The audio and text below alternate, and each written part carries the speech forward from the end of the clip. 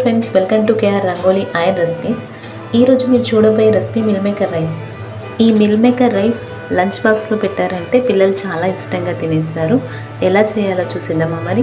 ఒక బౌల్లో వేడి నీళ్ళు పెట్టేసి అవి మరుగుతున్నప్పుడు మిల్ మేకర్ ఒక కప్పు వేసుకోవాలి. ఇప్పుడు స్టవ్ ఆఫ్ చేసేసి స్పూన్తో ఒకసారి కలిపి వాటిలో ఉన్న నీళ్ళని తీసేయడానికి ఇలా వడగట్టాలి. ఈ విధంగా వడగట్టిన తర్వాత ఈ మిల్ మేకర్ని ఒక ప్లేట్లో వేసేసి టేస్ట్కి సరిపడా సాల్ట్, అదేవిధంగా కొద్దిగా కారం వేసుకోవాలి. కారం నేను తక్కువగా వేసుకుంటున్నాను, పిల్లల లంచ్ బాక్స్ కోసం కాబట్టి కారం కొద్దిగా తక్కువ వేసాను. ఇప్పుడు కొద్దిగా ధనియాల పొడి వేసి ఈ విధంగా మిక్స్ చేసుకోవాలి.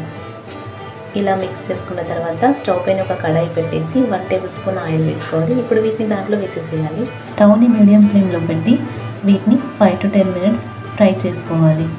ఆ తర్వాత వీటిని పక్కన పెట్టేసి స్టవ్ పైన కడాయి పెట్టేసి 1 టేబుల్ స్పూన్ ఆయిల్ వేసుకొని ఆవాలు, జీలకర్ర, అదేవిధంగా పచ్చిమిర్చి, అలాగే కొద్దిగా కరివేపాకు, ఒక మీడియం సైజ్ ఉల్లిపాయ తీసుకొని ఇలా చిన్న ముక్కలుగా చేసి వేసుకోవాలి.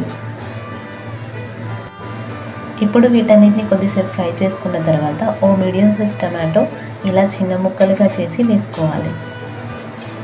ఇప్పుడు టేస్ట్కి సరిపడా సాల్ట్ వేసుకుందాం.